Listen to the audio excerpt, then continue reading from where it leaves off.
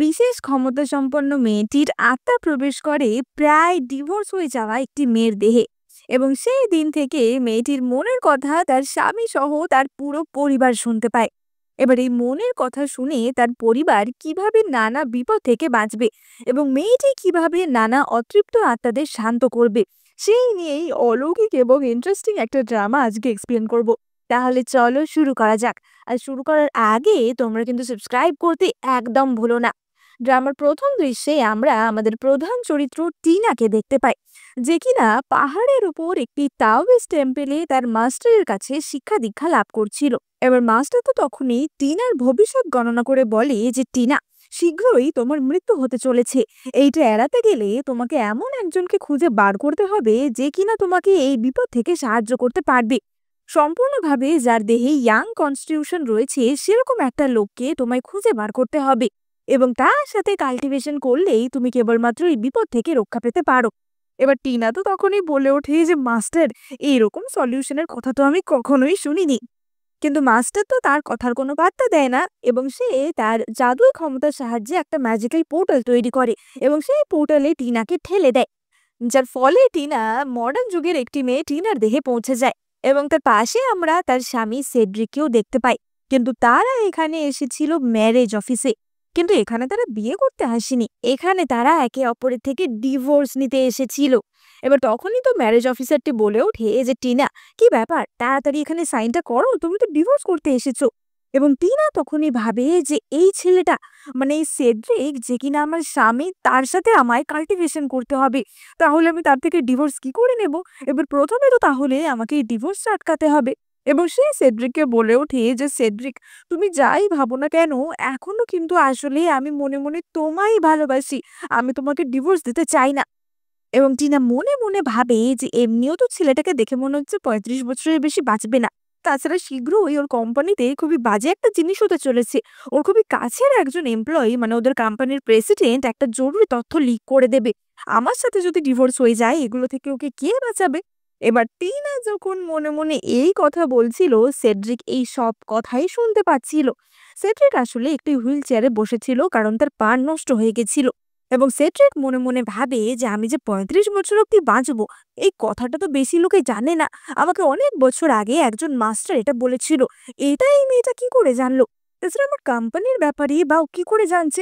আর ওর মনের কথাই বা আমি কি করে শুনতে পাচ্ছি? অপরদিকে ম্যারেজ অফিসারটা তো তাড়া দিতে থাকে যে কি ব্যাপার, তুমি কি সাইন করবে নাকি করবে না, আমার এতক্ষণ বসে থাকার সময় নেই। এবং টিনা তো তখনই বলে ওঠে যে কেন রে, তোর এত অসুবিধা কিসের? তুই কি আমার বরের দিকে নজর দিয়ে বসে আছিস যে আমি ডিভোর্স দেওয়ার পর তুই তাকে ধরবি? তাছাড়া তোর মুখ দেখেই আমি বুঝতে পারছি যে তোর মাথায় গোবর ভরা আছে। আর তোর ভবিষ্যৎ আমি এক্ষুনি বলে দিচ্ছি, তুই হচ্ছিস এমন একজন যে কিনা তোর বরের ওপর চিট করেছিস, আর তোর বর এক্ষুনি আসছে তোকে শিক্ষা দিতে। এবারে এই কথা শুনে ম্যারেজ অফিসারের তো মাথা খারাপ হয়ে যায় যে এই মেয়েটা এত কিছু কি করে জানলো। এবং তখনই সেখানে ওই মহিলাটির বর আসে, যে কিনা পুরোপুরি মারামারির মুডে ছিল।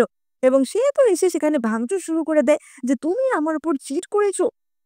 এবং ম্যারেজ অফিসারের তো অন্যদের ডিভোর্স করাতে করাতে নিজেরই ডিভোর্স হওয়ার জোগাড় হয়েছিল।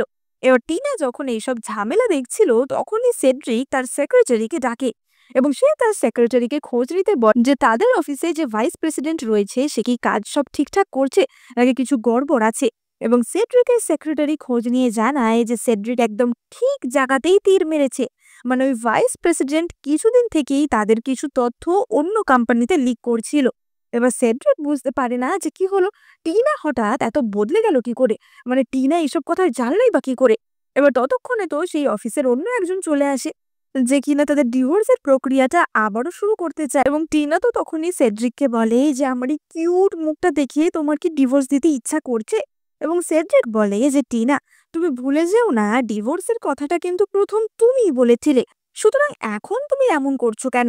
এবার টিনা তো মনে মনে ভাবে যে আমি তো তোমার ভালোর জন্যই করছিলাম, তাছাড়া তোমার বৌদিও তোমার দাদার উপর চিট করেছে, আমি যদি তোমার বাড়িতে যেতাম তোমারই ভালো হতো। এবার টিনার মনের এই সব কথাই তো সেড্রিক শুনতে পাচ্ছিল, ফলে সে টিনাকে বলে যে ঠিক আছে, ডিভোর্স এখন মুলতুবি থাক, তুমি আমার বাড়িতে চলো।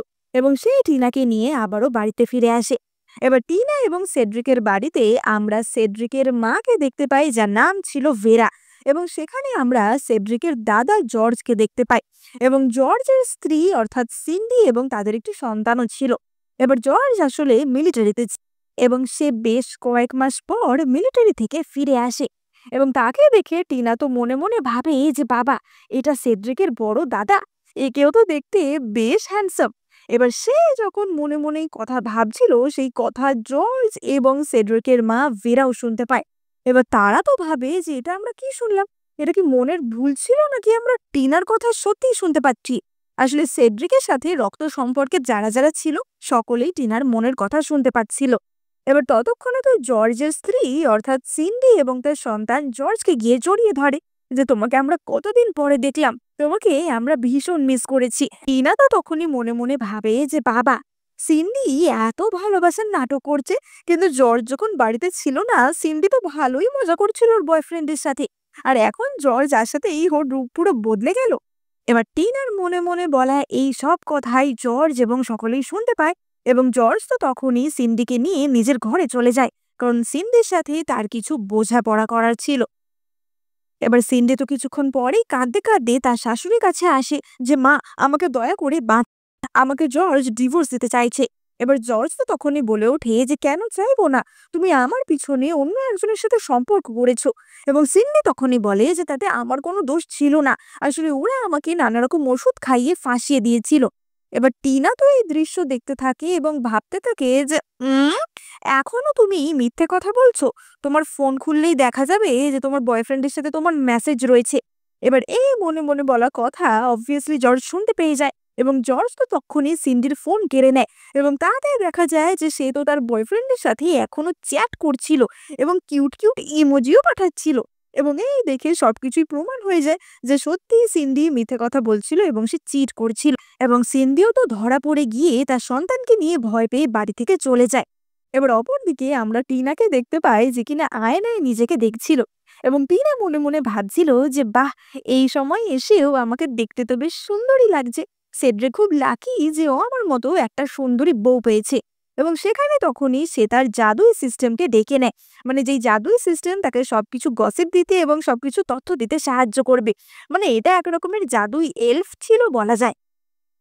এবার টিনা যখন তার এলফের সাথে কথা বলছিল তখনই সেখানে সেড্রিক আসে এবং আমরা দেখতে পাই যে সেড্রিক একটু একটু হুইল চেয়ার থেকে দাঁড়াতে পারতো, মানে একটা অ্যাক্সিডেন্টের ফলে তার পায়ের এমন অবস্থা হয়েছিল।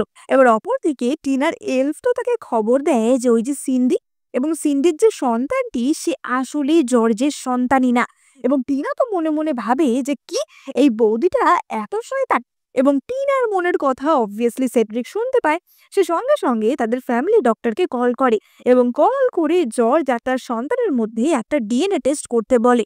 এবার আমরা পরের দিনের দৃশ্য দেখতে পাই। পরের দিন সিন্ডি তো আবারও তাদের বাড়িতে ফিরে আসে এবং সিন্ডি এইবারে নিজের মা, বাবা এবং ভাইকেও নিয়ে এসেছিল।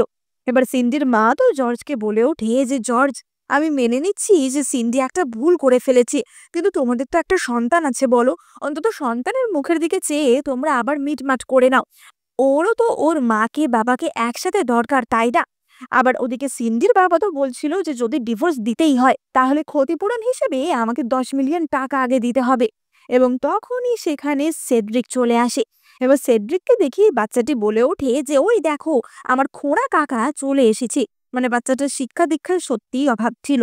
এবং সেড্রিক সকলের সামনেই বোমা ব্লাস্ট করে, যেই বাচ্চাটা আসলে জর্জের সন্তানই না, এই বাচ্চাটা সিন্ডি এবং অপর একজনের সন্তান এবং সেই ডিএনএ রিপোর্টটাও সেড্রিক নিয়ে এসেছিল। সুতরাং ক্ষতিপূরণ তো অনেক দূরের কথা, এখন তো সিন্ডিকেই জেলে পাঠানোর ব্যবস্থা করা হচ্ছিল। এবার টিনা তো তখনই মনে মনে ভাবে যে আচ্ছা, বাচ্চাটা যদি জর্জের না হয় তাহলে বাচ্চাটা কার হতে পারে। এবং তার এলফ তখনই তাকে জানা যে বাচ্চাটা হচ্ছে সিন্ডি এবং তার ভাই হিসেবে যে এসেছে তার। আসলে সিন্ডি এই পরিবারের আসল মেয়ে ছিল না এবং সিন্ডিকে এই পরিবার থেকে অ্যাডপ্ট করা হয়েছিল। সুতরাং তার সৎ ভাইয়ের সাথেই তার একটা নোংরা সম্পর্ক এতদিন চলছিল, যেটা ঢাকার জন্য এবং টাকা ইনকামের জন্য তারা সিন্ডিকে এইরকম বড়লোক বাড়িতে বিয়ে দিয়েছিল। এবার টিনা যখন মনে মনে এই সব কথা ভাবছিল সেই সব কথাই তো প্রত্যেকে অর্থাৎ কিনা জর্জ, ভেরা এবং সেড্রিক শুনতে পায়।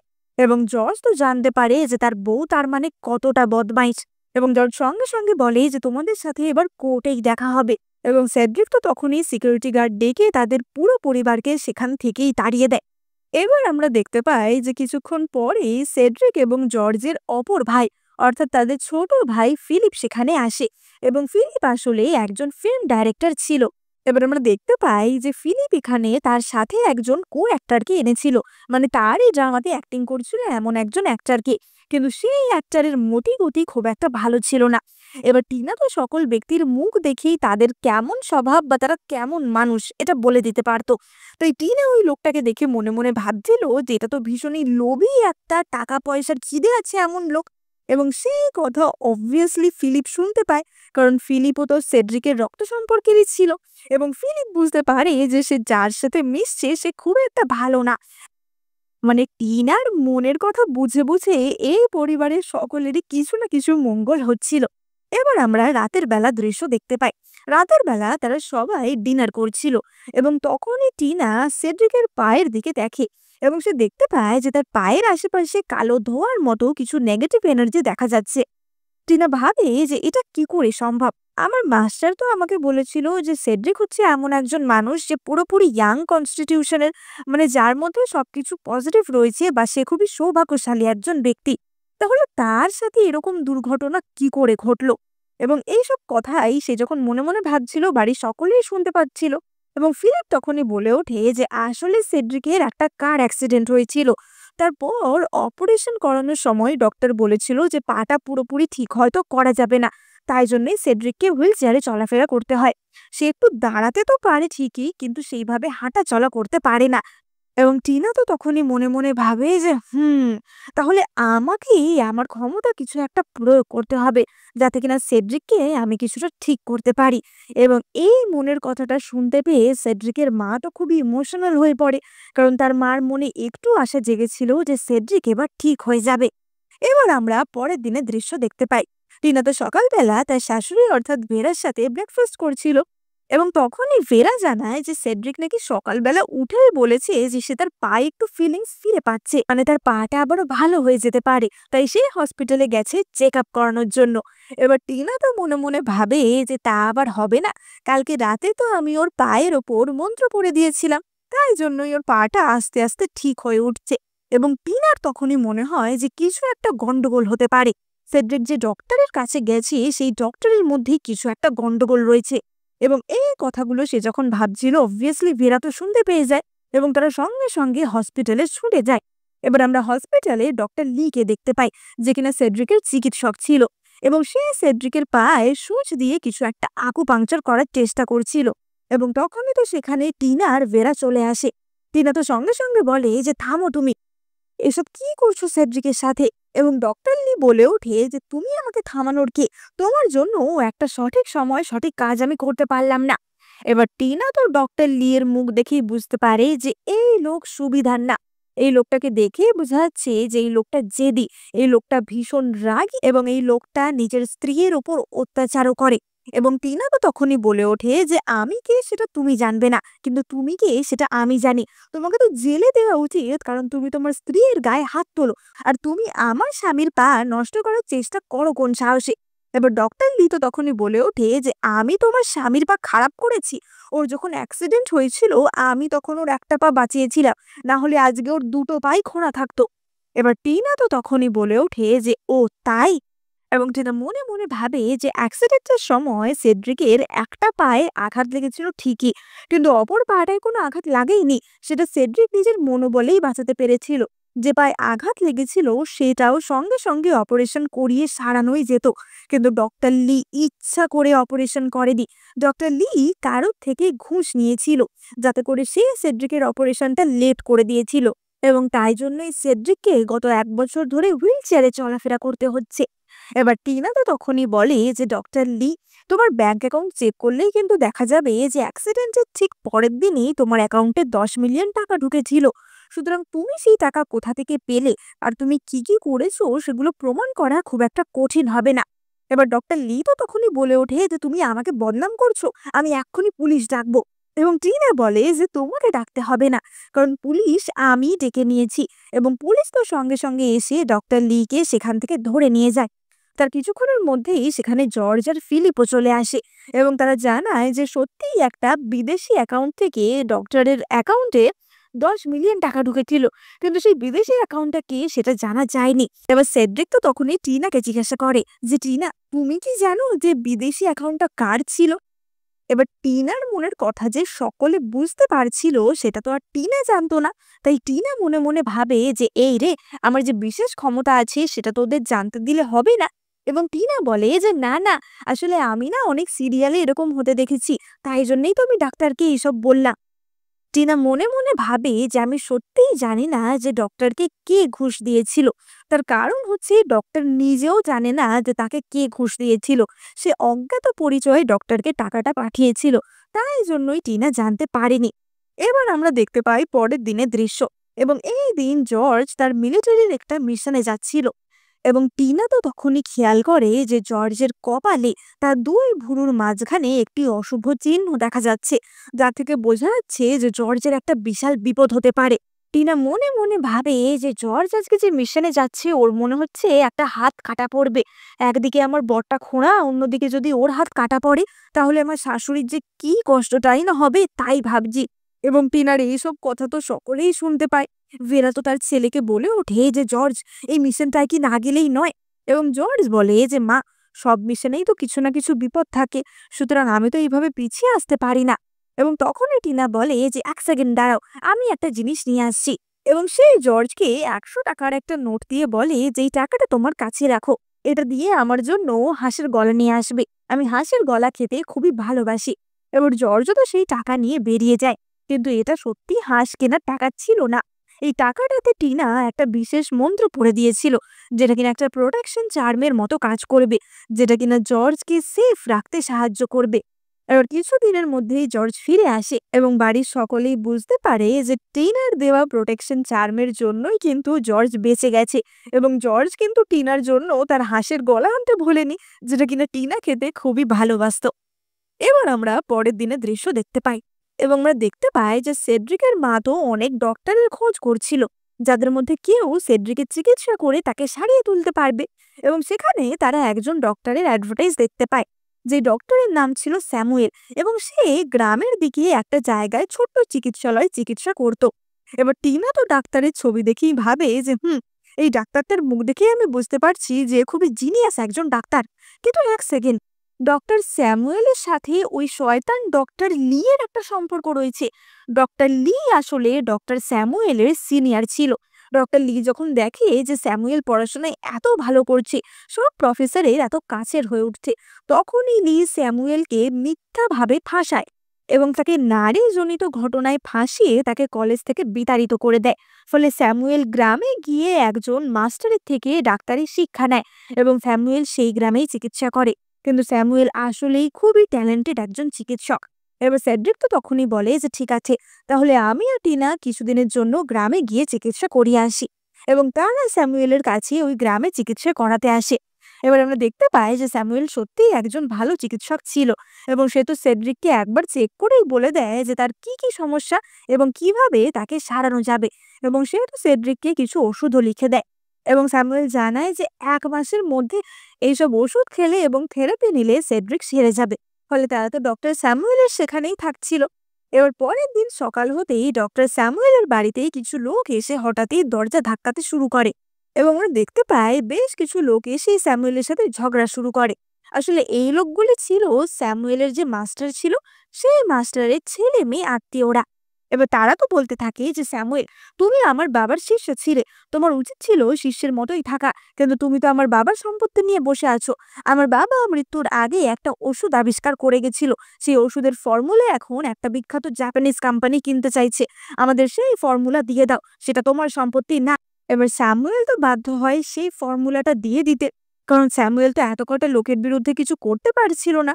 এবং তখনই টিনা সেই বাক্সটা নিয়ে নেয়। টিনা বলে যে এই বাক্সটাতে ফর্মুলা ছাড়াও আরো একটা জিনিস আছে। এই বাক্সের তলায় আসলে একটা গোপন কুঠিরের মতো করা ছিল, যেখানে কিনা মৃত মাস্টারের উইল রাখা ছিল। এবং স্যামুয়েলের মাস্টার তার উইলে লিখে গেছিল যে এই ফর্মুলাটা স্যামুয়েলেরই হবে। ফলে ফর্মুলা স্যামুয়েলের হাতেই থাকে, এবং টিনা আরও একবার তার ক্ষমতার সাহায্যে একজন নিরীহ সৎ ব্যক্তির সাহায্য করতে সফল হয়। এবার আমরা দেখতে পাই যে তখনই তো সেড্রিকের কাছে তার কোম্পানি থেকে একটা কল আসে, এবং সেড্রিকের সেক্রেটারি জানায় যে সেড্রিকদের যে মেডিসিন ফ্যাক্টরিটা ছিল সেটা অনেক দিন ধরেই চলছে না, লসের মুখে পড়ে আছে। কারণ সেখানে তারা নতুন কোনো ওষুধ বানানোর ফর্মুলাই পাচ্ছে না। এবং সেই জন্য ফ্যাক্টরি ওয়ার্কাররাও খুবই কষ্টে আছে, কারণ তারাও ঠিকমতো কাজ না পেলে টাকা পাবে না। তাহলে কি করা হবে? তাহলে কি ফ্যাক্টরি বন্ধ করে দেওয়া হবে? এবং টিনা তো এই সকল কথাই শুনতে পায়। এবং তখনই টিনার মাথায় একটা বুদ্ধি আসে। টিনা একটা ঘরে গিয়ে তার ক্ষমতার সাহায্যে স্যামুয়েলের মাস্টারের আত্মাকে ডাকে, অর্থাৎ যে কিনা ওই ওষুধের ফর্মুলাটা বানিয়েছিল তাকে। এবং সে স্যামুয়েলের মাস্টারের আত্মাকে বলে যে দেখুন, আপনি যে দারুণ ওষুধটা বানিয়েছেন সেটা জাপানিজ কোম্পানিরা নিয়ে নিতে চাইছে, কিন্তু সেটা তো আমাদের দেশের লোকদের সাহায্য করার জন্য আপনি বানিয়েছিলেন। তাই আপনি যদি অনুমতি দেন তাহলে আমরা এই ওষুধটা দিয়ে আমাদের মেডিসিন ফ্যাক্টরিতে ওষুধ তৈরি করতে পারি, যাতে আমাদের দেশের লোকেদের সাহায্য হয়।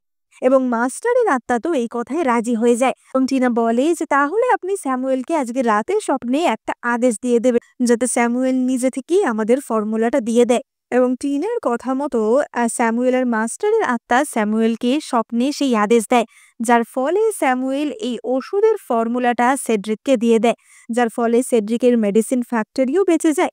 এবং সেই ফ্যাক্টরিতে যত কর্মচারীরা ছিল তাদের সকলেরই লাভ হয়। এবং আমরা দেখতে পাই যে এই কদিনে স্যামুয়েল তো সেড্রিকের চিকিৎসা করে তাকে পুরো সারিয়েই দিয়েছিল, এবং সেড্রিক ভালোভাবেই উঠে দাঁড়াতে পারছিল। কিন্তু তারপরেও সেড্রিক হুইল চেয়ারে করেই বাড়িতে আসে, কারণ এখনো সেড্রিক কাউকে জানাতে চাইছিল না যে সে সুস্থ হয়ে গেছে। এবার সেড্রিক আর টিনা তো বাড়িতে ফিরে আসে, এবং সেখানে আমরা সেড্রিকেরই একজন আন্টি সারাকে দেখতে পাই। তো খুবই অহংকারের সাথে বলে ওঠে যে তোমাদের আমি এখানে নিমন্ত্রণ করতে এলাম কারণ আমার ছেলে স্যাম একটা টপ ক্লাস ইউনিভার্সিটিতে চান্স পেয়ে গেছে, তাই জন্যই আমরা একটা পার্টি রেখেছি। যতই হোক ও এত ভালো একটা কলেজে চান্স পেয়েছে। মানে এরকম কিছু আন্টি কিন্তু আমাদের আশেপাশে, মানে আমাদের প্রতিবেশীদের মধ্যেও থাকে, যারা নিজেদের ছেলে মেয়ে নিয়ে শো অফ করতে ছাড়ে না। তো তোমাদের আশেপাশেও কি এরকম লোকজন আছে? তাহলে কিন্তু কমেন্ট করে জানাতে একদম ভুলো না। এবার টিনা তো সারা আন্টির মুখ দেখেই বুঝতে পারে যে বেটি খুব শয়তান, এবং তার স্বভাবই হচ্ছে সবসময় গসিপ করা, অন্যদের ছোট করা। এবং টিনা বলে ওঠে যে আন্টি, সত্যিই তো তোমাদের পক্ষে কি খুশির ব্যাপার যে স্যাম একটা ইউনিভার্সিটিতে চান্স পেয়ে। শুনলাম তার জন্য নাকি তোমাদের মোটা রকমের ডোনেশন দিতে হয়েছে। কিন্তু কি বলতো, আমাদের সেড্রিক পড়াশোনায় এত ভালো ছিল, সবকিছুতে টপ করেছে, কিন্তু আমাদের কখনো ডোনেশন দিতে হয়নি। এবার সারা তো বুঝতে পারে যে তার পোল তো খুলে যাচ্ছে, এবং সারা তো তাড়াতাড়ি সেখান থেকে পালায় যে ঠিক আছে ঠিক আছে, তোমরা পরের দিন পার্টিতে এসো কিন্তু। এবার আমরা পরের দিন পাহাড়ের দৃশ্য দেখতে পাই, এবং টিনা তো সেদিন খুব সুন্দর করে সেজেছিল। এবার তারা সকলেই সেই পার্টিতে উপস্থিত হয়, যেখানে আমরা ওই আন্টি সারা, তার স্বামী আঙ্কেল রবিন এবং তাদের ছেলে বখাটে স্যামকেও দেখতে পাই। এবার টিনা তো তাদের দেখার সঙ্গে সঙ্গেই তাদের ফেস রিড করতে শুরু করে দেয়, এবং টিনা আঙ্কেল রবিন আর স্যামকে দেখে ভাবে যে কি ব্যাপার, এদের মুখগুলো দেখে কিছু একটা গন্ডগোল মনে হচ্ছে। আমার মনে হচ্ছে যে আঙ্কেল রবিনের ছেলে স্যাম না, কিছু একটা গন্ডগোল রয়েছে। এবার টিনা যখন এইসব ভাবছিল, তখন তো জর্জ এবং ভেরা এই সব কথাই শুনতে পাচ্ছিল, এবং তারাও তো এই সব কথা শুনে অবাক হয়ে যায়। এবার টিনা তো তখনই মনে মনে ভাবে যে আচ্ছা, এবার আমি বুঝতে পেরেছি, আসলে এই আন্টি সারা অন্য কারোর সাথে সম্পর্ক করেছিল, এবং স্যাম তাদেরই ছেলে। আঙ্কেল রবিনের ভাগ্যে আসলে কখনোই বাবা হওয়া লেখা নেই, মানে সে কখনো বাবা হতেই পারবে না। এবার তখনই সেখানে রবিন আর সারার মেয়ে ডোরাও আসে, এবং সেড্রিকের মা ভেরা তো ডোরাকে খুবই ভালোবাসতো। এবং ভেরা বলে ওঠে যে কি ব্যাপার ডোরা, তুমি এতদিন আসোনি কেন? এবং টিনা তখনই মনে মনে ভাবে যে বাহ, এই মেয়েটাকে দেখে তো বেশ মিষ্টি মনে হচ্ছে, কিন্তু এই ওই রবিন আর সারার মেয়ে, আমার তো মনে হচ্ছে কিছু একটা গন্ডগোল আছে। এটা তো মনে হচ্ছে সেড্রিকেরই বোন। এবং টিনা যে মনে মনে কথাগুলো ভাবছিল সেগুলো ডোরাও শুনতে পাচ্ছিল, কিন্তু ডোরা কি করে শুনবে? ডোরা তো তাদের সাথে রক্ত সম্পর্কিত ছিল না। এবং এখানেই হচ্ছে আসল রহস্য। এবার টিনা তো তখনই তার ম্যাজিক্যাল এলফকে জিজ্ঞাসা করে যে এদের পরিবারের ব্যাপারটা কি, আমাকে বলো তো। এবং এলফ জানায় যে ডোরা আসলে ভেরারই মেয়ে। আসলে ভেরার যখন একটা সন্তান হয়েছিল, সারারও ঠিক একই সময় সন্তান হয়েছিল, এবং ভেরার সন্তানটি মৃত সন্তান বলে ঘোষণা করা হয়েছিল। কিন্তু আসলে সেই সময় সারা সন্তান বদল করে নিয়েছিল। ডোরা আসলেই সেড্রিকদেরই বোন, এবং এতদিন এই সত্যিটা আন্টি সারা শয়তানি করে লুকিয়ে রেখেছিল। এবার টিনা তো তখনই মনে মনে ভাবে যে দাঁড়াও, তোমাদের শয়তানি আমি ফাঁস করছি। এবং সে আন্টি সারার ওপর একটি মন্ত্র বলে দেয়, যাতে কিনা আন্টি সারা নিজে থেকেই গড় গড় করে সব সত্যি বলে দেয় যে কি ব্যাপার ভেরা, তোমার রোজ রোজ ডোরাকে নিজের চোখের সামনে দেখতে কেমন লাগে? তোমারই মেয়ে, অথচ সারা জীবন আমাকেই মা বলে জানবে। আর এই যে শয়তান রবিনটা, এ তো কোনোদিন বাবা হতেই পারতো না। আর তার দোষ ও আমার ওপর চাপাতো, ও নিজের অক্ষমতার দোষ সকলের সামনে আমার ওপর চাপাতো যে আমি নাকি মা হতে পারবো না। তাই জন্যই আমি অন্য একজনের সাথে সম্পর্ক করে স্যামের জন্ম দিই। এবার দেখ কেমন লাগে। এবার এই কথা শুনে রবিন তো এসে তাকে ঠাস করে চড় মারে এবং সারা তখনই বলে ওঠে যে তুমি আমাকে মারছো কেন? এসব তো তোমারই আইডিয়া ছিল, যাতে তোমার পরিবারের কাছে তোমার মান সম্মান বজায় থাকে। এবার রবিন তো তখনই বলে ওঠে যে এক্ষুনি তোমাকে আর তোমার এই ছেলেকে আমি আমার পরিবার থেকে তাড়িয়ে দেব। এবার স্যাম তো তখনই ছুটে আসে যে মা, এটা তুমি কি করছো? তাহলে আমার যেসব ধারদানা আছে সেগুলো কে চোকাবে? আর বাবা, তুমি আমাকে তাড়াতে এসো না, তাহলে কিন্তু সকলের সামনে আমি ফাঁস করে দেব যে তুমি কি করেছো। তখনই টিনা তার এলফ থেকে আরো একটা সত্যি জানতে পারে। মানে সেড্রিকের যখন অ্যাক্সিডেন্ট হয়েছিল, যে ডক্টরটা চিকিৎসা করতে ভুল করেছিল, সেই ডক্টর লিকে আসলে এই আঙ্কেল রবিনই টাকা দিয়েছিল। সে চেয়েছিল যাতে সেড্রিকের পায়ের খোঁড়াই হয়ে থাকুক, যাতে কিনা তার ছেলে এই পরিবারের মাথা হয়ে বসতে পারে। এবার এতক্ষণ তো সেড্রিক হুইল চেয়ারে বসেছিল, তাই জন্য আঙ্কেল রবিন ভাবছিল সেড্রিক কিছু করতে পারবে না। কিন্তু সেড্রিক তো তখনই হুইল চেয়ার থেকে উঠে দাঁড়ায় এবং আমরা দেখতে পাই সেড্রিক তাদেরকে জেলে পাঠায় এবং তাদের সাথে সমস্ত সম্পর্ক ছিন্ন করে দেয়। কিন্তু সে তার নিজের বোন ডোরাকে বাড়ি ফিরিয়ে আনে। এবার আমরা পরের দিনের দৃশ্য দেখতে পাই এবং আমরা দেখতে পাই যে ফিলিপ, যে কিনা একজন মুভি ডাইরেক্টর ছিল, টিনা তার কাছে আসে এবং টিনা বলে যে ফিলিপ, তোমার যে নতুন ড্রামা শুট হচ্ছে সেখানে কি আমি কিছু চান্স পেতে পারি? মানে আমারও আসলে এন্টারটেনমেন্ট ইন্ডাস্ট্রিতেই যাওয়ার খুব শখ। এবং ফিলিপ তো মনে মনে ভাবে যে হ্যাঁ, টিনাকে তো দেখতেও ভালো, টিনার মধ্যে পোটেনশিয়ালও আছে, সুতরাং টিনাকে নিয়ে যাওয়া যেতেই পারে। এবং পরের দিনই ফিলিপ টিনাকে নিয়ে তার শুটিং এর জায়গাতে আসে। তার একটি ড্রামা শুট করছিল, যেটা একটা পুরোনো দিনের ট্র্যাডিশনাল টাইপ বাড়িতে তারা শুট করছিল। এবং সেখানেই ফিলিপ টিনাকে নিয়ে আসে। এবার সেখানে আসার সাথে সাথেই টিনার পরিচয় হয় এই ড্রামারই সেকেন্ড যে হিরো ছিল সেই হিরো জিমির সাথে। এবং টিনা তো জিমিকে দেখে বুঝতে পারে যে এই ছেলেটা খুব চালাক চতুর টাইপের এবং তার স্বভাব চরিত্রও খুব একটা ভালো না। এবং এর স্বভাব হচ্ছে বড়লোকের বাড়ির বউদের পটিয়ে তাদের থেকে টাকা নেওয়া। এবং টিনার সাথেও আগে এই জিমির সম্পর্ক ছিল, মানে টিনা যে সেড্রিককে ডিভোর্স দেবে ঠিক করেছিল সেটাই জিমির জন্যই। কিন্তু এখন তো সেই টিনা আর এই টিনা এক ছিল না, তাই এই টিনা আর জিমিকে কোনোই পাত্তা দেয় না। এবং টিনা সেই জায়গাতে ঢোকার সময় কিছু নেগেটিভ এনার্জি বা অশুভ শক্তি লক্ষ্য করে। টিনা বুঝতে পারে যে এই জায়গাটায় কিছু একটা সমস্যা রয়েছে। এবার টিনা ফিলিপকে জিজ্ঞাসা করে যে আচ্ছা, তোমরা এখানে কতদিন ধরে শুটিং করছো? তার মধ্যে কি কিছু বাজে ঘটনা ঘটেছে? এবং ফিলিপ জানায় যে না, বাজে তো সেইভাবে কিছু ঘটেনি, তবে আমাদের কয়েকজন ক্রু মেম্বার অসুস্থ হয়ে পড়েছিল, বাট কারোর কোনো অ্যাক্সিডেন্ট বা অশুভ কিছু হয়নি। তবে এখানে শুট করতে না আমাদের অনেক দিন লেগে যাচ্ছে। যে শুটিংটা আমাদের 15 দিনে হয়ে যাওয়ার কথা ছিল, প্রায় 1 মাস হয়ে গেল শুট করে যাচ্ছি। বুঝতে পারছি না কি হচ্ছে। এবার টিনা তো বুঝতে পারে যে জায়গাটায় একটা কিছু গন্ডগোল রয়েছে, জায়গাটায় কোনো একটা অতৃপ্ত আত্মা রয়েছে, যে কিনা কোনো কারণে রেগে রয়েছে। কিন্তু রেগে থাকলে কোনো না কোনো অ্যাক্সিডেন্টাল কিছু তো হওয়ার কথা, সেরকম কিছু কেন হচ্ছে না? এবার টিনা তো সেই বাড়ির মধ্যে প্রবেশ করে এবং সেখানে আমরা এই ড্রামারই অপর একজন কো আর্টিস্ট ট্রেসিকে দেখতে পাই, যে এই ড্রামার একজন হিরোইন ছিল। এবার টিনা তো ট্রেসির মুখ দেখে বুঝতে পারে যে এই মেয়েটা আসলে খুবই ভালো একটা মেয়ে এবং এই মেয়েটার মধ্যে কিছু পার্পেল অরা রয়েছে বা কিছু স্পেশাল অরা বা শুভ শক্তি রয়েছে। এবং এই মেয়েটার কারণেই অশুভ শক্তি বা এই অতৃপ্ত আত্মা কাউকে কোনো রকমের ক্ষতি করতে পারছে না, ক্ষতিগুলো খুবই অল্পের ওপর দিয়ে হয়ে যাচ্ছে। এবার টিনা তো তখনই বলে যে যেহেতু আর কোনো রুম ফাঁকা নেই, তাহলে আজকে রাতে আমি ট্রেসির সাথেই থাকি। এবং সে তো ট্রেসির সাথে খুবই ভালো বন্ধু হয়ে যায়। এবং রাতের বেলা তাদের ঘরে সেই অতৃপ্ত আত্মা প্রবেশ করে। টিনা তো বলে ওঠে যে এই যে এসে গেছে এবং সে তার ক্ষমতার সাহায্যে ট্রেসিকেও কিছু পাওয়ার দিয়ে দেয়, যাতে কিনা ট্রেসিও সেই অতৃপ্ত আত্মাকে দেখতে পায়। এবং তারা সেখানে একটা কালো ধোঁয়ার মতো দেখতে পায়। এবং ট্রেসি তো বেশ সাহসী ছিল, কারণ এইসব দেখেও সে খুব একটা ভয় পায় না। ট্রেসি বলে যে আসলে আমি অনেক রকম ড্রামাতে অভিনয় করি, তো তাই জন্য এগুলো দেখে আমি খুব একটা ভয় পাচ্ছি না। কিন্তু তখনই সেই আত্মা ট্রেসির ওপরই অ্যাটাক করে এবং ট্রেসি অবভিয়াসলি ভয় পেতে বাধ্য হয়। কিন্তু টিনা তখনই তার ক্ষমতার সাহায্যে আত্মাটিকে আটকে দেয় এবং আত্মাটি তাদের কাছে একটি পুরনো দিনের পেন্টিং পাঠায়। এবার ট্রেসি তো ছবিটা খুলে বলে যে এই মহিলাটা, একে দেখে তো আমার খুবই চেনা চেনা লাগছে। এই বাড়িতেই আমি এক জায়গায় ওনার পেন্টিং দেখেছি। আসলে এই মহিলা ছিল এই বাড়িরই মালকিন, যে কিনা ৩০০ বছর আগে এই বাড়িতে থাকতো। এবং আমরা জানতে পারি যে কেন এই মহিলার আত্মা এরম অতৃপ্ত আত্মা হয়ে ঘুরে বেড়াচ্ছে। ৩০০ বছর আগে এই মহিলার বাড়িতে ঘুরতে ঘুরতে একটি ভিখারি ছেলে এসেছিল, যে কিনা একদমই খেতে পেত না, কিন্তু পড়াশোনায় খুবই ভালো ছিল। এবার এই মহিলা সেই ছেলেটিকে নিজের বাড়িতে থাকতে দেয়, তাকে টাকা পয়সা দেয়, তাকে সবকিছু দেয় এবং তাকে বিয়েও করে, কারণ তারা একে অপরকে ভালোবেসে ফেলেছিল। কিন্তু তারপরই ওই ভিখারি ছেলেটি নিজের আসল রূপ দেখায় এবং সে অন্য একটি বউ নিয়ে আসে এবং তারা দুজনে মিলে এই মহিলাকে হত্যা করে তার সমস্ত টাকা পয়সা নিয়ে পালায়।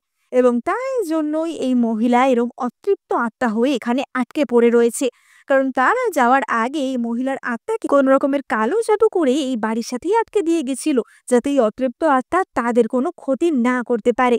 এবার ট্রেসি তো তখনই জিজ্ঞাসা করে যে আচ্ছা, আর ওরা দুজন যে পালালো ওদের কি হলো? এবং টিনা ওই আত্মার থেকে জেনে বলে যে ওই যে ভিখারি, মানে কিনা এই মহিলার বর যে পালিয়েছিল, সে যে মহিলার সাথে অ্যাফেয়ার করে পালিয়েছিল, সেই মহিলাই সব টাকা পয়সা নিয়ে তাকে রাস্তার ভিখারি বানিয়ে দেয়। মানে সে তার পাপের শাস্তি ঠিকই পেয়েছিল। এবার পরের দিন টিনা তো খুঁজতে শুরু করে দেয় যে কিভাবে কালো জাদু করে এই মহিলার আত্মাকে আটকে রাখা হয়েছে, এবং সে বাগানের মাটি খুঁড়তে শুরু করে। কিন্তু তখনই সেখানে জিমি আসে। এবার জিমি তো বলে ওঠে যে কি ব্যাপার টিনা, তুমি এখানে আসার পরও আমার থেকে এত দূরে দূরে থাকছো কেন? তুমি তো আমার সাথে সম্পর্ক রাখবে বলেছিলে। তুমি কি ভয় পাচ্ছ সেড্রিক আমাদের ব্যাপারে সবকিছু জেনে যাবে? তুমি যদি আমার সাথে না থাকো তাহলে কিন্তু আমি নিজে থেকেই সেড্রিককে জানিয়ে দেব। এবং সে তো রীতিমতো টিনাকে ভয় দেখানোর চেষ্টা করছিল। কিন্তু তখনই সেখানে সেড্রিক চলে আসে। সেড্রিক বলে ওঠে যে তুমি আমাকে কিছু জানাবে বলছিলে না, তা কি জানাবে? এবং টিনা তখনই বলে যে জানাও জানাও, কি জানাবে জানাও। সেড্রিককে বলো যে কিভাবে তুমি বড়লোক বউদের ফাঁসাও। এবার জিমি তো সেড্রিককে দেখিয়ে সেখান থেকে ভয় পেয়ে পালিয়ে যায়। এবং টিনা তখনই মনে মনে ভাবে যে হ্যাঁ, ওই শয়তান জিমি আমার বরের নখেরও যোগ্য না। আমার বরকে দেখেছো কি হ্যান্ডসাম।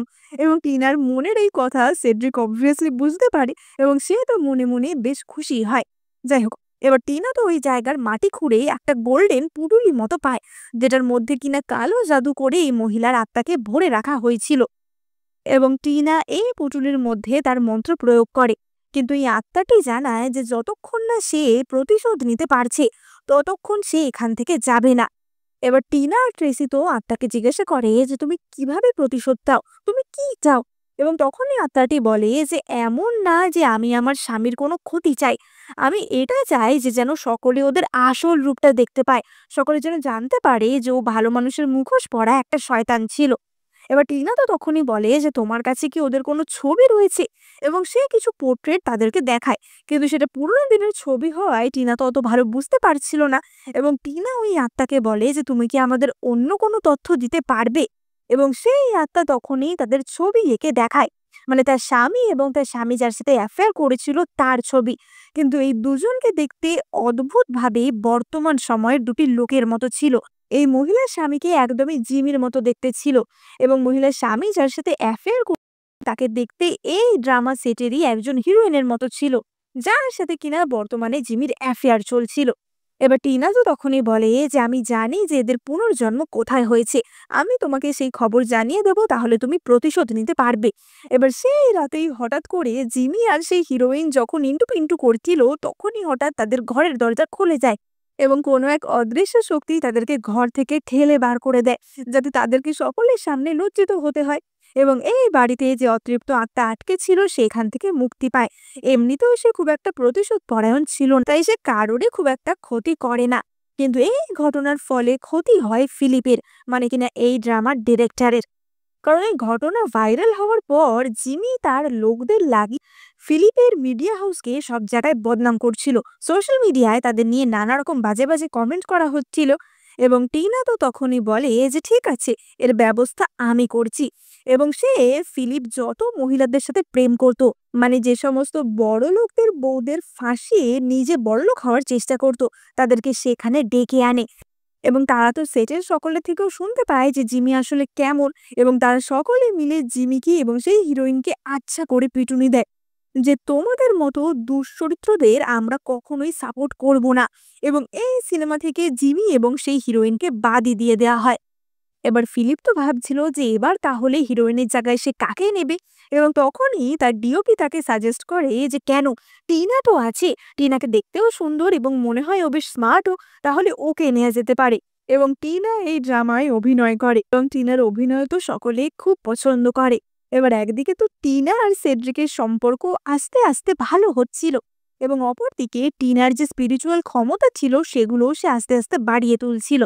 এরকমই একদিন টিনাকে তার ম্যানেজার একটা খবর দেয় যে টিভিতে একটা কাপেল শো হয়, যেখানে কিনা বিভিন্ন কাপেলদের একটা জায়গায় রাখা হয় এবং সেখানে তারা কি করছে, কি টাস্ক করছে, কি অ্যাক্টিভিটি করছে সেইগুলো তারা ভিডিও আকারে বা সিরিজ আকারে প্রকাশ করে।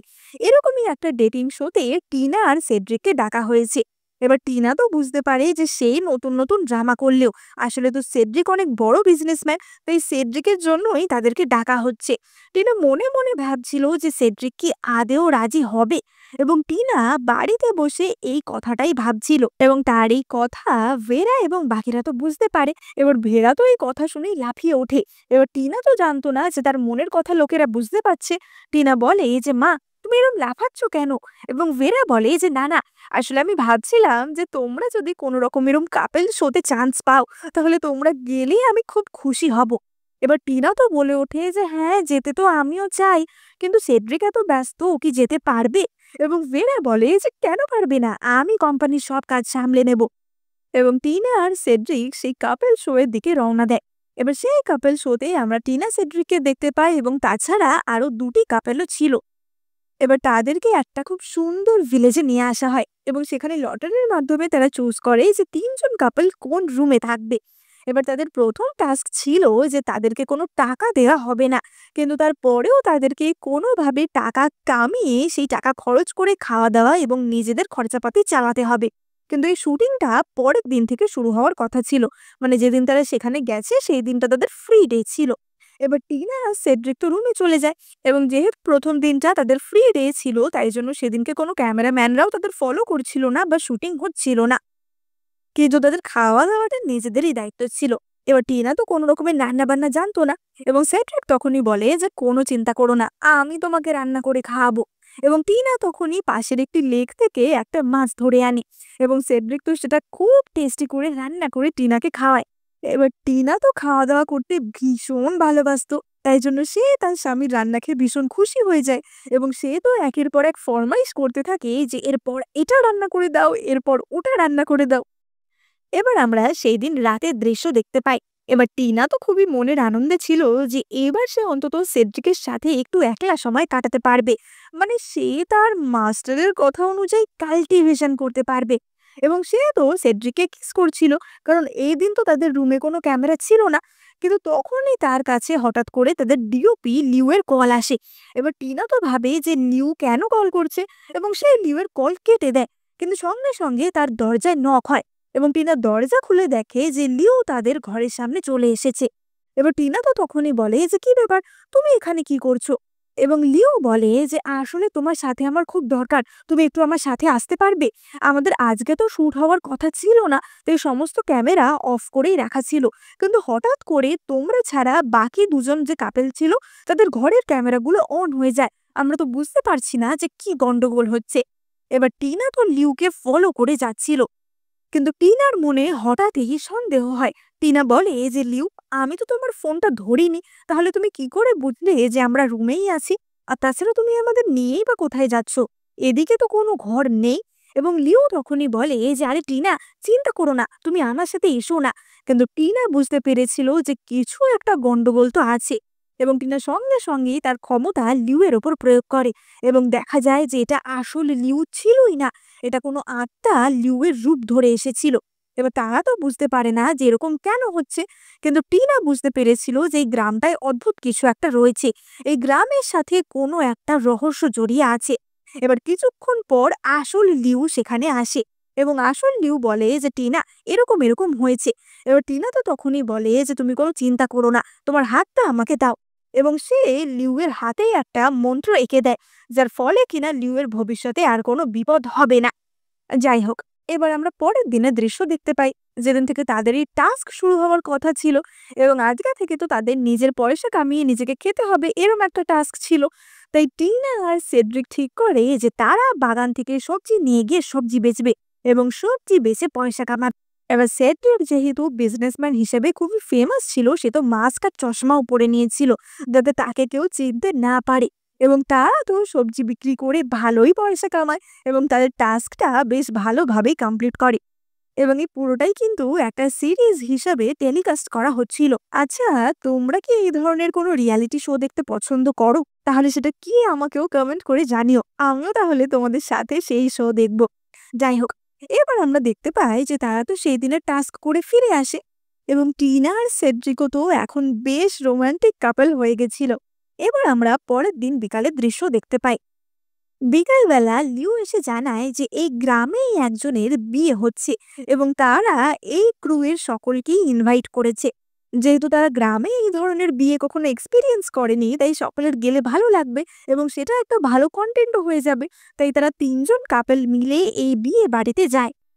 এবার তারা তো সেই বিয়ে বাড়িতে গিয়ে পৌঁছায় এবং টিনা সেখানে পাত্রীর যে বাবাকে ছিল তাকে দেখতে পায়। টিনা তাকে দেখে বুঝতে পারে যে লোকটিকে বেশ ভালোই মনে হচ্ছে স্বভাবের দিক থেকে, কিন্তু ভেতরে গিয়ে তার কিছু গন্ডগোল মনে হয়। সে দেখে যে পাত্রীর বাবা একটি মোটা কম্বল কোথাও নিয়ে যাচ্ছে। এবার টিনা তো তাকে জিজ্ঞাসা করে যে এই মোটা কম্বল কিসের জন্য, এবং পাত্রীর বাবা বলে যে ও কিছু না, এবং টিনা বুঝতে পারে যে তারা কিছু একটা লুকানোর চেষ্টা করছে এবং সে তো বেশ চিন্তিতই ছিল। এবার সেড্রিক তো টিনার মন অন্যদিকে ঘোরানোর চেষ্টা করে যে গ্রামের এরকম বিয়েতে কিন্তু বেশ ভালো ভালো খাবার দাবার হয়, আমাদের ওখানকার থেকে একটু আলাদা, তোমার মনে হয় বেশ ভালোই লাগবে। কিন্তু তখনই টিনা আবারও কিছু কান্নাকাটির শব্দ শুনতে পায়, মানে ঘরের ভিতরে কিছু লোক কান্নাকাটি করছিল এবং সেখানে গ্রামের যে লোকেরা ছিল তারা সকলেই কেমন হতাশ টাইপের হয়েছিল যে ইস, এই মেয়েটার সাথে এখন কি হবে, এরকম টাইপের কথাবার্তা বলছিল। এবার গ্রামের লোকেদের কথা শুনে টিনা বুঝতে পারে যে এই গ্রামে একটা অদ্ভুত নিয়ম বা প্রথা প্রচলিত আছে। কোনো মেয়ের বিয়ে হলে বিয়ের রাতে তাকে প্রথমে যেতে হয় মাউন্টেন গডের কাছে। এই গ্রামে মাউন্টেন গডের একটা টেম্পেল রয়েছে, সেখানে গিয়ে প্রথম রাতটা মেয়েটিকে কাটাতে হয় এবং এই টেম্পেলে রাত কাটালেই মেয়েটির কুমারিত্ব নষ্ট হয়। তারপর মেয়েটি এসে তার বরের সাথে সংসার করতে পারবে। এবার যেটা খুবই অদ্ভুত এবং একটু উইয়ার টাইপের একটা প্রথা ছিল, যেটা কোনো মেয়েরই মানতে ইচ্ছা অবভিয়াসলি করবে না, কিন্তু এই প্রথা যে মানে না সেই বর বউ নাকি সেই রাতেই মারা যায়।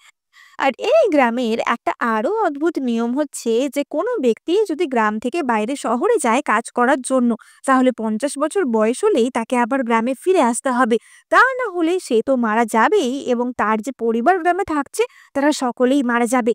এবার টিনা তো এইসব কথা শুনে পাত্র পাত্রীর মা বাবার কাছে গিয়ে প্রতিবাদ করে যে এরকম একটা বাজে প্রথা এতদিন মানার কোনো দরকারই নেই, আমি দেখতে চাই যে কি হবে। এবং তখনই সেখানেই সেই গ্রামের মোড়ল হাজির হয়। মোড়ল তো বলে ওঠে যে সত্যি কথা বলতে আমিও এই প্রথা মানতে চাই না। যখন আমি ছোট ছিলাম তখন তোমার মতনই আমার একজন টিচার ছিল যে খুবই যৌক্তিক ছিল, খুবই সাহসী ছিল। সে তার বিয়ের রাত ওই টেম্পেলে গিয়ে কাটায়নি, কিন্তু পরের দিনই তাদের স্বামী স্ত্রীর দেহ মৃত অবস্থায় পাওয়া গেছিল। এবার টিনা তো এই কথা শুনে অবাক হয়ে যায় যে সেটা কি করে সম্ভব, এবং তখনই গ্রামের মোড়ল বলে যে হ্যাঁ, এবং তারপর থেকে সকলেই ভয় পায়, কেউই তো আর বিয়ের রাতে মরতে চায় না। যে এই প্রথার বিরোধিতা করবে তাদের সকলের ওপরই শাস্তি নেমে আসবে, তাই আমাদের পুরো গ্রামকেই এই কথা মেনে চলতে হয়। এবার টিনা তো তখনই বলে যে যে ভগবান অন্যদের মৃত্যুর শাস্তি দেয় সে কি আদেও তাহলে ভগবান বা গড? সে তো তাহলে লোকের ভালো চাইছে না, আর এটাতে তো লোকের কোনো ভালো হচ্ছে না। এবার মোড়ল তো তখনই বলে যে কিন্তু আমরা কি করব বলো, আমরা যদি এটা না করি তাহলে গ্রামের সকল ইয়াং জেনারেশন তো মারা যাবে, তাহলে আমরা আমাদের বংশ কি করে এগিয়ে নিয়ে যাব? তুমি বলো, তোমার কাছে কোনো আইডিয়া আছে? এবং টিনা তো তখনই বলে যে আমি জানি এই প্রবলেম কি করে সলভ হবে। আজকে যে মেয়েটির বিয়ে হয়েছে সেই পাত্রীর জায়গায় আমি যাব ওই টেম্পেলে, আমিও দেখতে চাই যে মাউন্টেন গড আমার কি করতে পারে। এবার অবভিয়াসলি সেড্রিকও তো টিনাকে একা ছাড়তো না এবং তারা সেই টেম্পলের দিকে রওনা হয়। আমরা দেখতে পাই যে টিনা তো পুরোই বউয়ের মতো পোশাক পরে নিয়েছিল এবার টেম্পলে গিয়েই টিনা সেড্রিককে বলে যে তুমি এক জায়গায় লুকিয়ে পড়ো, আমি তোমার উপর একটা প্রোটেকশন চার্ম দিয়ে দিচ্ছি যাতে ওই মাউন্টেন গড তোমার কোনো ক্ষতি করতে না পারে। এবার সেড্রিক তো সেখানে এক কোণে লুকিয়ে পড়ে এবং টিনা তার উপর একটা চাম দিয়ে দেয় এবং সে নিজের মাথার ওপর ঘোমটা টেনে বসে পড়ে এবং সে তো খুব ভয় পাওয়ার অ্যাক্টিং করছিল যে ওরে বাবা রে আমার কি ভয় লাগছে, আমার মনে হচ্ছে আজকে আমার সাথে কি না হবে। এবং তখনই সেখানে ভয়ঙ্কর কালো ঘূর্ণির মতো একটি অশুভ শক্তি আসে। টিনা বুঝতে পারে যে এই আত্মা সত্যিই খুবই ভয়ঙ্কর, আগেরগুলোর মতো ছোটখাটো কোনো আত্মা নয়। এবার টিনা তো তখনই তার ঘুমটা খুলে ফেলে, কিন্তু সেই আত্মাটি টিনাকে একটি অদৃশ্য শিকল দিয়ে বেঁধে ফেলে। এবার টিনা তার ক্ষমতার সাহায্যে সেই শিকলটাও খুলে ফেলে, কিন্তু তখনই সেখানে আমরা আরো একাধিক ছোট ছোট কালো অশুভ শক্তির মতো আত্মা দেখতে পাই, যারা কিনা সকলে টিনার উপর আক্রমণ করতে শুরু করে। টিনা তো সঙ্গে সঙ্গে তার মন্ত্র পড়তে শুরু করে। এবার টিনা তো সঙ্গে সঙ্গে ওই মাউন্টেন গডের আত্মাকে নিজের ওড়নার মধ্যে বা ঘোমটার মধ্যে বন্দি করে। কিন্তু ততক্ষণে ওই যে ছোট ছোট অশুভ আত্মাগুলি ছিল তারা চলে গেছিল গ্রামের ওই বাড়িতে, মানে যেখানে কিনা বিয়ে হয়েছিল সেখানে, এবং সেখানে তাদের সকলকে তারা ভয় দেখাতে শুরু করেছিল। এবার টিনা তো সঙ্গে সঙ্গে সেখানে ছুটে যায় এবং সে সেখানে এমন ক্ষমতা প্রয়োগ করে যে ওই আত্মাগুলো আর কিছু করতে পারে না এবং সমস্ত আত্মাকে ওই বাড়ির মধ্যেই সে বন্দি করে। এবার টিনা তো তখনই বলে যে চলো এবার শোনা যাক যে 1000 বছর আগে এমন কি হয়েছিল যে এই মাউন্টেন গড বা এই অতৃপ্ত আত্মার সৃষ্টি হলো, এবং সেখানে আমরা ওই আত্মার মুখ থেকে এই কাহিনী শুনতে পাই। 1000 বছর আগে এই গ্রামে একজন বড়লোক ব্যক্তি বা জমিদার টাইপ লোক ছিল এবং তারই ছেলে ছিল এই মাউন্টেন গড। মানে তার ছেলে আসলে খুবই অল্প বয়সে মারা গেছিল। এবার ওই জমিদার ঠিক করে যে সে তার ছেলেকে যুগের পর যুগ লোকের কাছে বাঁচিয়ে রাখবে, তাই জন্য সে ছেলের কবর দিয়ে এই টেম্পলটা বা এই মাউন্টেন গডের টেম্পলটা বানিয়েছিল। এবং সে এই প্রথা চালু করেছিল যে যখন কোনো মেয়ের বিয়ে হবে তাকে আগে এই টেম্পলে যেতে হবে মাউন্টেন গডের কাছে, যেহেতু তার নিজের ছেলে বিয়ে করার আগেই মারা গেছিল, তাই জন্যই এরকম একটা কুপ্রথা সে চালু করেছিল এবং কালো জাদুর মাধ্যমে তার ছেলের আত্মাকে এখানেই বন্দি করে রেখেছিল। কিন্তু এই যে লোকজনেরা মারা যেত, এই যে লোকজনেরা নিয়ম না মানলেই তাদের কোনো ক্ষতি হয়ে যেত, এটা কিন্তু মাউন্টেন গড করতো না। মাউন্টেন গড আসলে একজন ভালো আত্মাই ছিল, যে কিনা এই গ্রামের সকলকে প্রোটেক্টই করতো। এমনকি গ্রামে যখন বেশ কয়েকশো বছর আগে বিদেশিরা হামলা করে তখন এই মাউন্টেন গডই এই গ্রামকে প্রোটেক্ট করেছিল। তাহলে এই হত্যাগুলো কারা করতো? এই হত্যাগুলো করতো ওই ছোট ছোট অশুভ আত্মাগুলো, যাদের কিনা ওই মাউন্টেন গডের বাবাই প্রতিষ্ঠা করে গেছিল, যাতে কিনা সকলের মধ্যে মাউন্টেন গডের ভয়টা টিকে থাকে। এবং এই অশুভ আত্মাদের কার্যকলাপের জন্যই মাউন্টেন গড মুক্তি পাচ্ছিল না, মানে সে নিজে পুণ্য কাজ করেও পাপের ভাগীদার হচ্ছিল। আর 50 বছর বয়স হলেই গ্রামের অধিবাসীদের ফিরে আসতে হতো, কারণ তা না হলে তো গ্রামের অধিবাসীরা সকলেই গ্রাম ছেড়ে চলে যাবে এবং জমিদার জানতো যে তাহলে তার ছেলের স্মৃতি আস্তে আস্তে মলিন হয়ে যাবে, তাই জন্যই সে এমন ব্যবস্থা করে এবং গেছিল। এখানে তো টিনা সেই সকল আত্মাদের মুক্তি দেয় এবং এই গ্রামকে এই ভয়ঙ্কর একটা প্রথা থেকে মুক্ত করে। এবং ওই পাত্রীটি অর্থাৎ যার কিনা বিয়ে ছিল সে তো খুশি হয়ে টিনাকে একটি আংটিও উপহার স্বরূপ দেয়, যেটা কিনা টিনার হাতে খুব সুন্দর ফিট করেছিল। এবার টিনা এবং সেড্রিক তো ওখানের ওই শুটিং শেষ করে বাড়িতে ফিরে আসে এবং আমরা দেখতে পাই তারা তো পুরো পরিবার মিলে এই শোটা খুবই এনজয় করছিল। কিন্তু আস্তে আস্তে টিনার আবার ফিরে যাওয়ার সময়ও কিন্তু হয়ে এসেছিল, কারণ টিনা এখানে বেশ কিছু আত্মাদের মুক্তি দিয়ে নিজের ক্ষমতাটা পুরোই ফুলফিল করে নিতে পেরেছিল এবং তার স্বামীর সাথে তার রোম্যান্সও তো ভালোই চলছিল, সুতরাং তার কাল্টিভেশনও কমপ্লিট হয়ে গেছিলই বলা যায়। এবার এইভাবেই টিনা তো একদিন ভাবছিল যে আমাকে তো কিছুদিনের মধ্যেই মাস্টার হয়তো ডেকে নেবে, কিন্তু আমি তো এই পরিবারকে ছেড়ে যেতে চাই না, আমি তো সেড্রিককে ভালোবেসে ফেলেছি, আমি তো সেড্রিকের সাথে থাকতে চাই। এবার টিনার এই মনের কথা তো বাড়ির সকলেই শুনতে পায় এবং সকলেই খুবই চিন্তিত হয়ে পড়ে যে এটা কি করে সম্ভব, টিনা তাকে ছেড়ে চলে যাবে। এবং সেড্রিক তো খুবই ইমোশনাল হয়ে পড়ে যে টিনা, আমি কিন্তু কখনো তোমাকে আমাকে ছাড়া কোথাও যেতে দেব না। এবার টিনা তো বলে যে সেড্রিক তুমি এমন কথা বলছো কেন, আমি কি বলেছি তোমায় ছাড়া কোথাও যাব, তোমরা সকলে এত সেন্টিমেন্টাল হয়ে পড়ছো কেন। এবার আমরা দেখতে পাই যে সেই রাতেই টিনার মাস্টার তাকে ডেকে নেয়, মানে টিনার দেহটা তো সেড্রিকের কাছে থাকে কিন্তু তার আত্মাটা মাস্টারের কাছে পৌঁছে যায়। এবার টিনা তো গিয়েই তার মাস্টারের দাঁড়ি ধরে টানাটানি শুরু করে দেয় যে তুমি আমাকে কেন ডাকলে, আমি ওখানেই থাকবো, আমি আর এখানে ফিরে আসবো না। এবং তার মাস্টার তাকে বলে যে আমি তোমাকে ফিরিয়ে আনার জন্য ডাকিও নি, আমি তোমাকে এটাই বলতে ডেকেছি যে তুমি তোমার স্বামী সেড্রিকের সাথেই সারা জীবন থাকতে পারো। কারণ সেড্রিক নিজে হচ্ছে একজন থান্ডার গড, যে কিনা পৃথিবীতে তার সময় অর্থাৎ তার মনুষ্য জীবন পূরণ করতে এসেছে। তাই তুমি যদি এই জীবনে সেড্রিকের সাথে থাকো তাহলে তোমারই আরো মঙ্গল হবে। এবার অপরদিকে আমরা দেখতে পাই টিনার আত্মা যেহেতু মাস্টারের কাছে ছিল, টিনার তো জ্ঞান ফিরছিল না। তাই সেড্রিক প্রচন্ড চিন্তিত হয়ে পড়েছিল, কারণ এই দিকের দুনিয়ায় বেশিক্ষণ না হলেও সেড্রিকের দুনিয়ায় ততদিনে 7 দিন পার হয়ে গেছিল।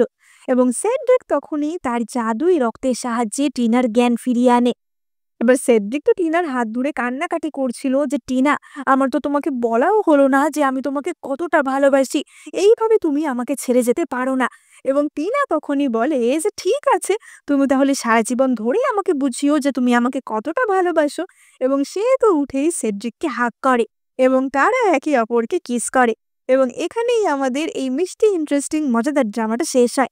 তো তোমাদের কেমন লাগলো এই ড্রামাটা সেটা কিন্তু কমেন্ট করে জানাতে একদম ভুলো না। আর তোমাদের জীবনে কি কখনো কোনো রকম ভুতুড়ে এক্সপিরিয়েন্স হয়েছে বা কোনো অলৌকিক ঘটনা ঘটেছে, তাহলে সেটাও কিন্তু কমেন্টে সকলের সাথে শেয়ার করে নিও।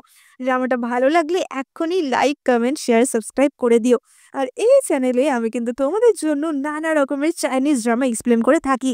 তাই তোমরা এক্ষুনি সাবস্ক্রাইব করে নোটিফিকেশন বাটনে ক্লিক করে দাও। দেখা হবে পরের ভিডিওতে।